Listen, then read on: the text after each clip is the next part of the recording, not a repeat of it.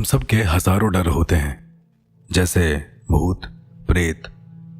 कोई उन्हें देखने से डर जाता है, कोई उन्हें महसूस करके डर जाता है।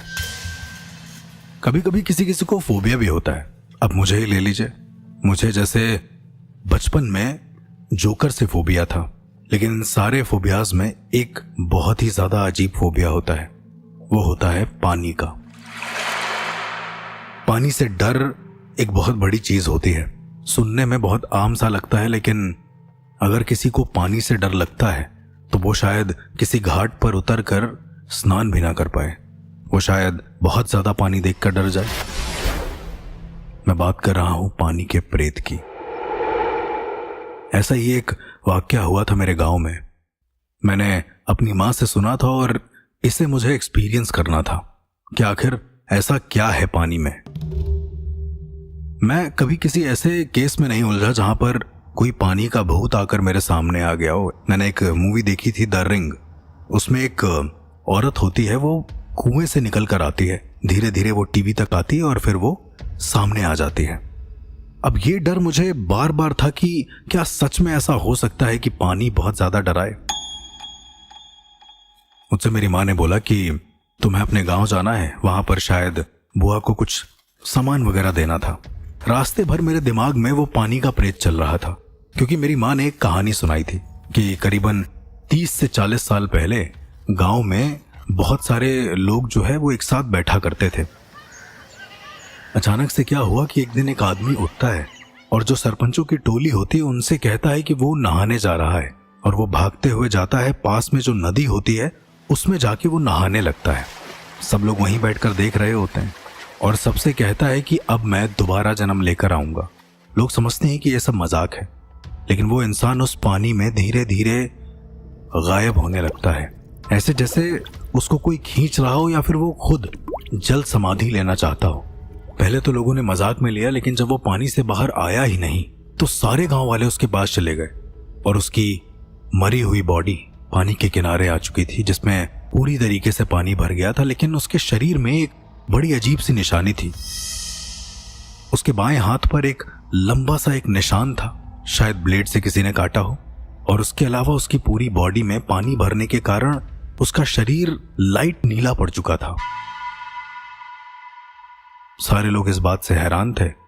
ऐसे ही 2-3 हादसे और बताए मेरी माँ ने। बोला कि गांव में ऐसा होने लगा तो उसके बाद से उस नदी को शापित कर दिया गया। आज तक उस नदी में कोई जाता नहीं था। मैंने सोचा कि हो ना हो मैं एक बार जाकर वहां जरूर देखना चाहूंगा कि आखिरकार वहां पर ऐसा है क्या। किस्मत ने मुझे फिर से मौका दिया और आज मैं उस गांव के बाहर खड़ा हुआ था।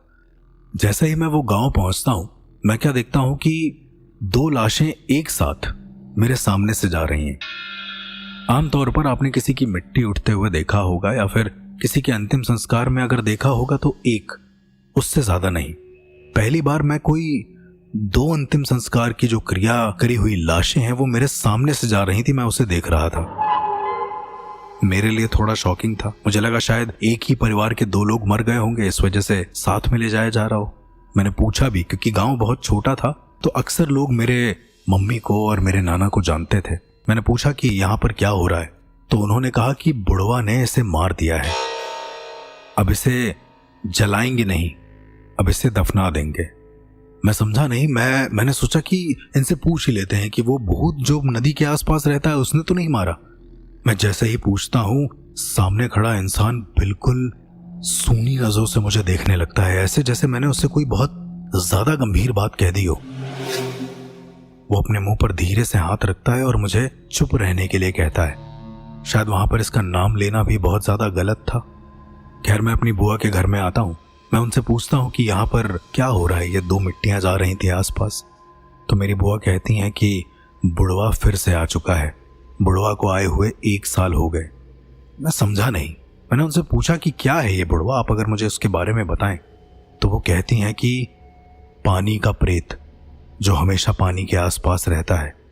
जिस इंसान को उसे मारना होता है वो उसे कहीं ना कहीं ले जाकर मार देता है और फिर धीरे से उसकी लाश पानी के किनारे तैरने लगती है।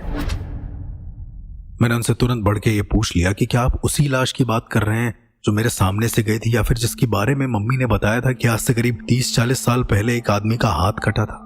तो अगर वो भूत है तो हाथ क्यों काटता है? ऐसा भी तो हो सकता है कि उसमें कोई चोर हो जो ये सारे काम कर रहा हो। बुआ कुछ नहीं बोली और कहती हैं कि कोई बात नहीं, वक्त रहते शायद तुम समझ जाओ। उस दिन रात में बुआ ने बताया कि उनका अपना खुद का लड़का उस पानी में डूबकर मर चुका है। उन्होंने बताया कि एक रात वो अचानक से उठता है और अजीब अजीब सी बातें करने लगता है। कहता है कि बुढ़वा मुझे बुला रहा है, कहता है कि अब मैं उसके पास जाऊंगा और पूरी तरीके से पुनर्जन्म लूंगा। तो मुझे ये बात नहीं समझ में आती कि लोग पुनर्जन्म पर विश्वास कैसे कर लेते हैं। हाँ, होते हैं लेकिन गिने चुने। बुआ का मानना था कि उनका लड़का फिर से पुनर्जन्मित हुआ है, लेकिन किसी और गांव में। अब यहां पर एक कैच था, उनको पता तब चलेगा जब उनका लड़का भी पानी से मर जाएगा। यानी जिस लड़के ने पुनर्जन्म किसी और गांव में लिया है, अगर वहां पर किसी बच्चे की मौत होती है पानी से, तो बुआ समझ जाएंगी कि उन्हीं का बच्चा पुनर्जन्मित होकर दोबारा मर चुका है। सिर्फ यही एक रास्ता था उनकी चीजों के बारे में जानने का। मैंने कहा कि वो नदी कहाँ है, आप मुझे बता सकती हैं? उन्होंने मुझे मना कर दिया। उन्होंने बोला कि वो बुढ़वा तुमको भी ले जाएगा और तुम्हारे पुनर्जन्म को भी नहीं छोड़ेगा। पहली बार मैं किसी ऐसी एंटिटी से रूबरू हो रहा था जो इंसान को मारती तो है, लेकिन उसके साथ साथ उसकी चेतना में ये भी डाल देती है कि उसका पुनर्जन्म है, और पुनर्जन्म होने के बाद एक स्पेसिफिक एज पर आकर उसे भी मार डालती है। मेरे दिमाग में कुछ समझ में नहीं आ रहा था। मैं निकल गया उस नदी की ओर जहां पर वो श्रापित नदी थी। जब मैं उस श्रापित नदी के रास्ते में था तो मैंने अपने घर वालों को नहीं बताया था कि मैं उस नदी को देखने जा रहा हूं, वरना मुझे कोई जाने नहीं देता। रास्ते में मुझे एक आदमी मिलता है, वो भी कहता है कि उस नदी के आसपास मत जाना। उसने अपने पूरे परिवार को उस नदी में खो दिया है। अब इससे बेहतर सुराग मेरे लिए कोई नहीं होता। मैंने उससे पूछा कि तुमने अपने परिवार को कैसे देखा? उसने बोला कि मेरे घर में 5 लोग थे, उन 5 लोगों को बुढ़वा ने जकड़ लिया था एक रात। अगले दिन उनकी मौत कैसे हुई पता है? मैंने जब उससे पूछा कि कैसे, तो उसने कहा कि खेत में लगे समरसेबल को ऑन कर दिया सबने और उसके मुंह के सामने अपना मुंह लगा दिया। पूरा पानी उनके शरीर में भरता चला गया और सब एक के ऊपर एक मरते चले गए। कोई नहीं बचा उसके घर में, अब सिर्फ वो है। मैंने कहा ये तो घर के पानी में मरने से हुआ है ना, ये बुढ़वा ने कैसे कर दिया? तो उस आदमी ने बताया कि सभी के हाथ में एक लंबा सा निशान और उनकी पूरी बॉडी हल्की नीली पड़ी हुई थी। और अब बारी थी मेरी उस नदी के पास जाने की।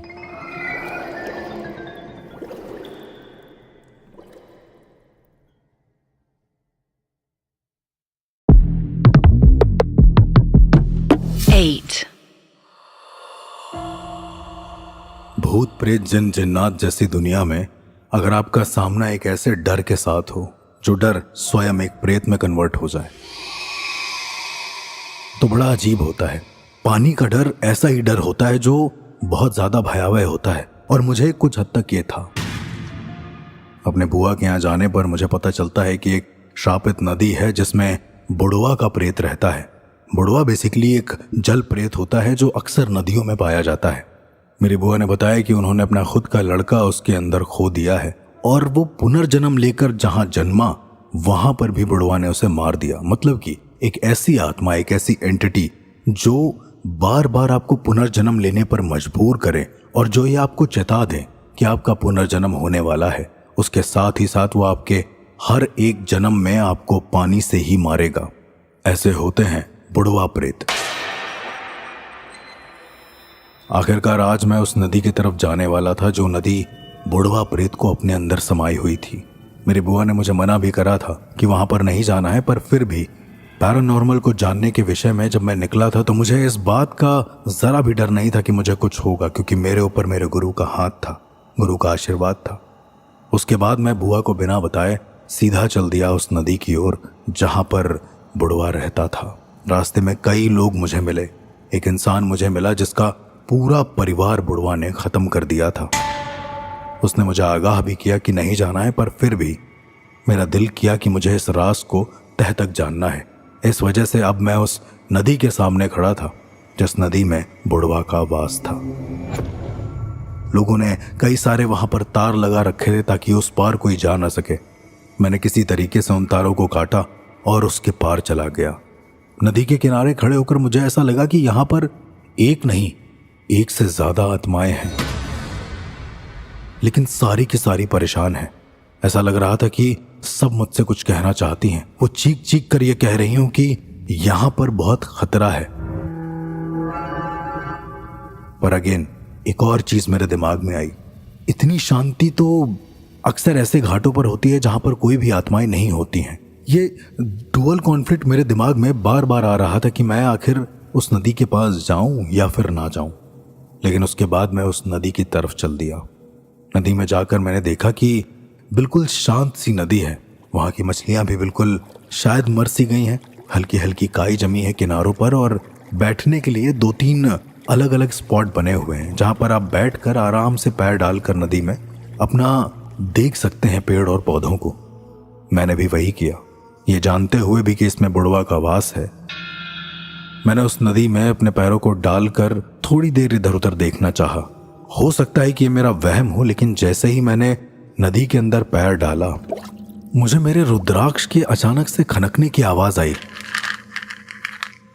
बड़ा अजीब सा था। मेरे बैग में मेरा रुद्राक्ष था, मैंने उसको निकाला नहीं।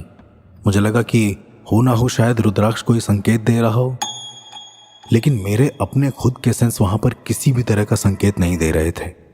मैं वहां पर पैर डालकर बैठ तो जाता हूं, लेकिन थोड़ी ही देर में मुझे क्या लगता है कि किसी ने मेरे पैर को धीरे से छुआ है।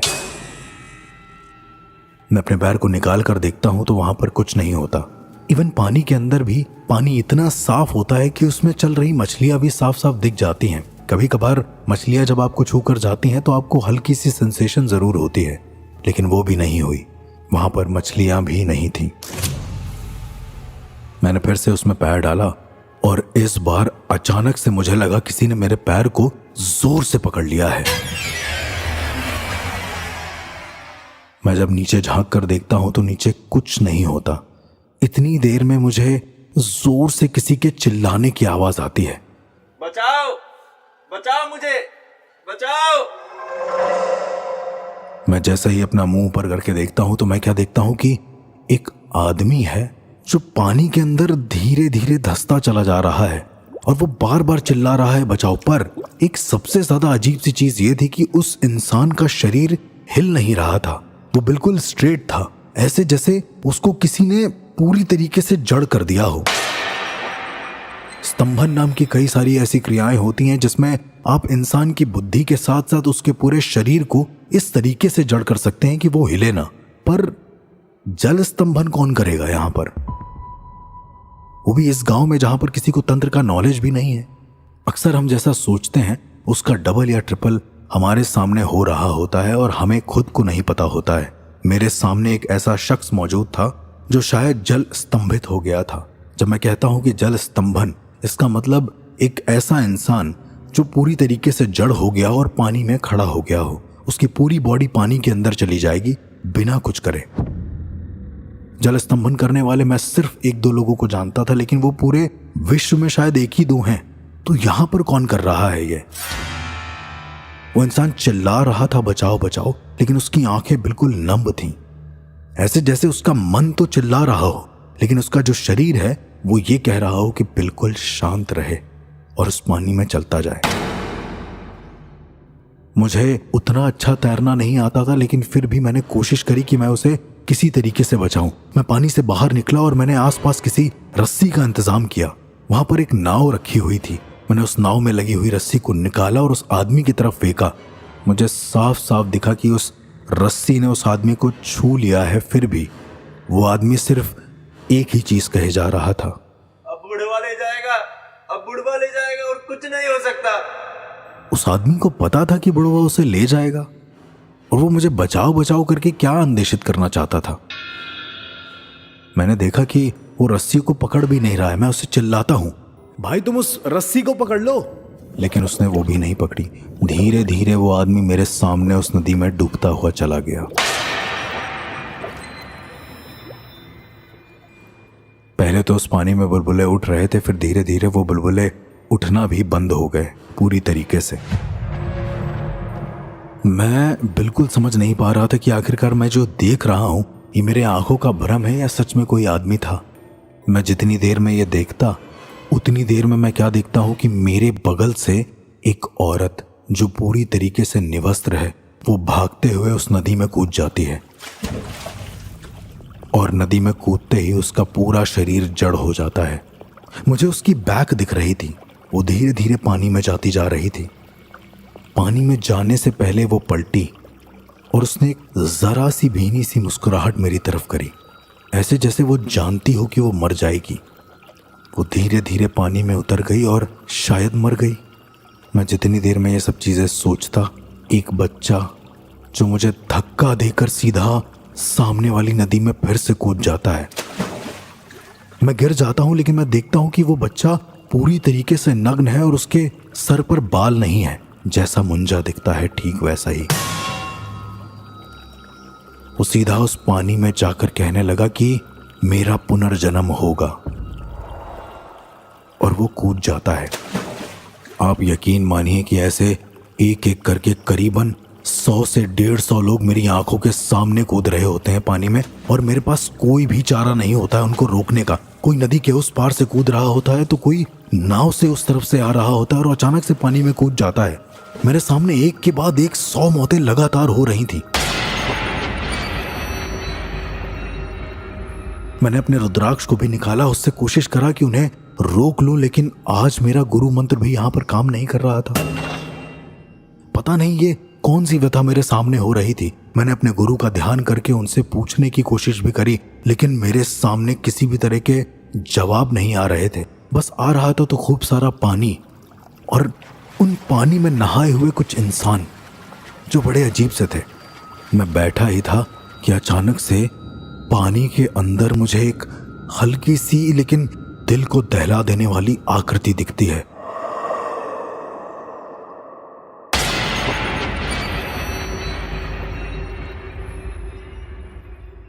बहुत ज्यादा भयानक आकृति थी वो, ऐसे जैसे किसी का चेहरा पूरी तरीके से गल गया हो और पानी में पूरा घुल गया हो। उसके बाल लंबे थे, मैं देख पा रहा था। मुझे लगा कि शायद कोई आदमी होगा जो डूब के मर गया होगा, वो ऊपर आने की कोशिश कर रहा होगा। मैं जैसे ही पानी में हाथ डालने की कोशिश करता हूं, उधर से वो आवाज देता है, मत लगा हाथ, वरना तेरा पुनर्जन्म नहीं होगा।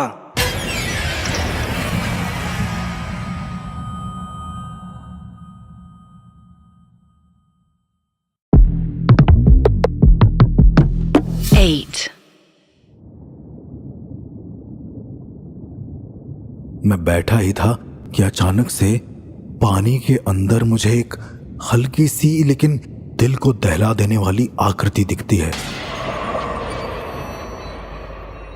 बहुत ज्यादा भयानक आकृति थी वो, ऐसे जैसे किसी का चेहरा पूरी तरीके से गल गया हो और पानी में पूरा घुल गया हो। उसके बाल लंबे थे, मैं देख पा रहा था। मुझे लगा कि शायद कोई आदमी होगा जो डूब के मर गया होगा, वो ऊपर आने की कोशिश कर रहा होगा। मैं जैसे ही पानी में हाथ डालने की कोशिश करता हूं, उधर से वो आवाज देता है, मत लगा हाथ, वरना तेरा पुनर्जन्म नहीं होगा। मैं देखता हूं कि वो आकृति मुझसे कहती है कि मत लगा हाथ, वरना पुनर्जन्म नहीं होगा। मैंने पूछा कि तुम कौन हो, तुम ठीक हो? अगर तुम बाहर आना चाहते हो तो मैं तुम्हें अपना हाथ देता हूं, तुम प्लीज बाहर आ जाओ। वो आकृति मुझसे हंसते हुए कहती है, बुढ़वा। वो जैसे ही ये नाम लेता है मैं 2 कदम पीछे हट जाता हूं। ये सुनते ही मेरे रोंगटे खड़े हो जाते हैं कि मेरे सामने वो स्वयं बुढ़वा आ चुका है जो आपकी चेतना को पुनर्जन्म लेने पर मजबूर करते। दरअसल जितने भी योगिक पुरुष होते हैं वो कभी भी पुनर्जन्म के साइकिल को दोहराते नहीं है। वो चाहते हैं कि उन्हें मोक्ष मिल जाए, इसीलिए मोक्ष होता है। पुनर्जन्म बहुत दुखदाई होता है। मेरे गुरु एक शब्द कहा करते थे कि जीवन खतरनाक है मृत्यु से। मुझे आज ये बात को बार बार समझ में आ रहा था कि सामने जो भी हो रहा है ये बहुत भयानक है, लेकिन इतनी देर में वो बुढ़वा का प्रेत मुझसे कहता है, पुनर्जन्म लोगे तो एक बार फिर से अपने माँ बाप से और सारे परिवार से मिल सकोगे। कोई दर्द नहीं होगा तुम्हें। तुम्हारे सारे दुख, परेशानी और चिंता सब खा जाऊंगा मैं। बोलो, चाहते हो पुनर्जन्म? बोल ना। मैं उसकी बात में धीरे धीरे आता जा रहा था, जैसे वो कह रहा था कि वो मेरे माँ बाप को सही कर देगा, सारी परेशानियां ठीक कर देगा। देखिए, परेशानियां हर इंसान के जिंदगी में होती हैं और कभी कभी आपका अवचेतन मन इतना ज्यादा नाजुक हो जाता है कि वो उनको ग्रैब करने पर मजबूर हो जाता है। वो चाहता है कि आपकी जिंदगी से सारे दुख दर्द दूर हो जाएं, कुछ ऐसा आ जाए। उसने जैसे ही ये सारी बात बोली, मेरे दिमाग में पता नहीं क्यों एक अजीब से विजुअल बनने लगे कि मेरी माँ बिल्कुल ठीक हो जा रही है। दरअसल मेरी माँ को हमेशा प्रॉब्लम रहती है स्लिप डिस्क की, तो मैंने देखा कि माँ एकदम ठीक हो गई है, पापा को कोई दिक्कत नहीं हो रही है, वो पैर से चल पा रहे हैं और आसपास के जितने लोग हैं बिल्कुल खुश हो चुके हैं। मेरा दिमाग बिल्कुल एग्री हो गया था उसने जो भी कहा था। उसके बाद वो बुढ़वा मुझसे कहता है, आजा, धीरे धीरे इस पानी में आजा, तू खुश हो जाएगा, सब खुश हो जाएंगे, आजा आजा। मैं देखता हूं कि वो मुझे बुलाता है और मैं अपने एक कदम पानी के अंदर रखता हूं और अचानक से मेरा पैर स्तंभित हो जाता है। मैं वहीं पर रुक जाता हूं। मेरा पैर बिल्कुल ऐसे जैसे किसी ने जोर से पकड़ लिया हो। मैं उसको हिलाना भी चाहता हूं तो भी नहीं हिला पाता हूं। लेकिन मेरे दिमाग में अभी भी मेरे माँ बाप ही दिख रहे थे। मैंने जैसे ही दूसरा पैर अपना रखा पानी के अंदर, मेरे दोनों पैर स्तंभित हो गए। मैंने देखा कि वो बुढ़वा दूर से हंस रहा था और वो मुझे अपनी तरफ बुलाता ही जा रहा था। मैं उसकी आकृति साफ देख पा रहा था, लेकिन मेरा शरीर जड़ित हो गया था पूरी तरीके से। मैं हिल भी नहीं पा रहा था। मैं पानी के अंदर, आप सबको मैं बताना चाहता हूं कि आधे से ज्यादा उतर गया था। मुझे ऐसा लग रहा था कि पानी के अंदर मुझे कोई बुला रहा है।